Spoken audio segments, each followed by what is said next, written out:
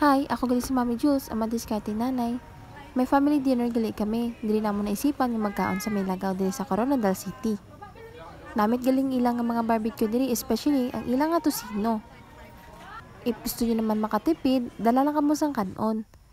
Nagabot gali ang akon nga free parcel which is ang kalo. Ina-promote ko lang sa inyo kung basi gusto nyo magbakal. Check out na kamo. Naluto na gali diri ang aton nga ipaluto nga barbecue. Hindi kabalaan kundi nilapit yung address kani, basta sa likod lang isang 7-Eleven.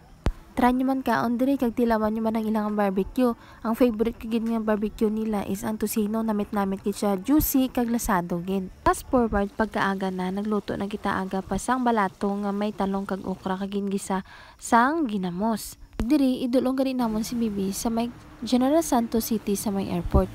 Kay naghapit gali kami diri anay sa may mga pasalubong. Damo kagin may makit-an diri nga pasalubong diri dapit sa may tupi, say gandalan lang. Kag ako nga baby boy nakapoy na no. Nakabot na gali kami diri sa may General Santos Airport. Grabe gid ka init no ang panahon. Wala man nagdugay kag nagalin na siya. Salamat gid.